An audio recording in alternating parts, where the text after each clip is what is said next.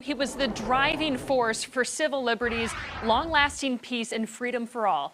Today, we're commemorating Dr. Martin Luther King Jr., the holiday celebrating the life, legacy, and impact on America, particularly Black Americans, has been federally recognized for decades from sea to shining sea.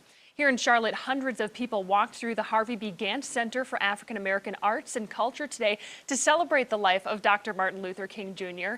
The center offered community-led conversations about the success of civil rights movement, live music, and more. Our chief political correspondent, Emma Withrow, spoke with local African American leaders today and dug deeper into policy changes with Charlotte that have progressed African American rights. Emma? That's right, Morgan. I like Charlotte, like much of the rest of our country, Charlotte has a pretty dark history when it comes to racial discrimination. And after speaking with many of our local African American leaders here in Charlotte today, they said although Charlotte has made incredible progress, there's still a lot of work to do when it comes to making sure that this community is equitable for everyone who lives in it. There was a time where African Americans couldn't be elected to office. So you had groups that have been on the ground that created space. Well, now, fast forward, we're in 2023, you have a number of African Americans who are in leadership.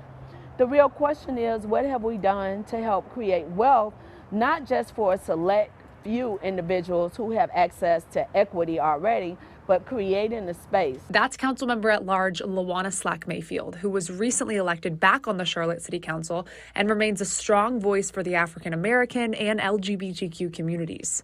Frederick Douglass Alexander Sr. was the first African American man elected to the Charlotte City Council after Reconstruction in 1965.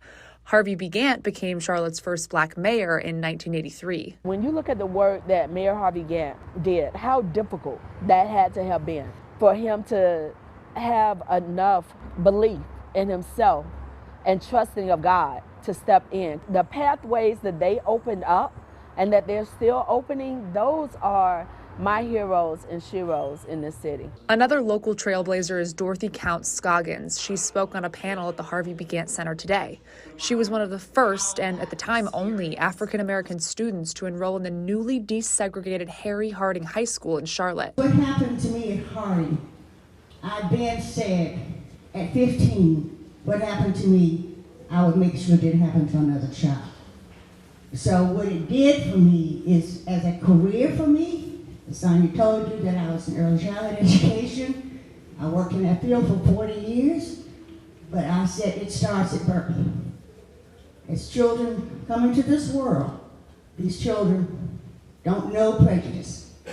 It's taught. But after decades of progress, Mayfield thinks there's still plenty of work to get done to advance equity in Charlotte. I'm thankful that the city recognizes that we have a role, and when you look at 1950s Charlotte versus 2023 Charlotte, not only do you have very diverse representation in thought as well as ethnicity and socioeconomic access, you also have diversity in thinking about how can we do better to be more representative of the community that we serve.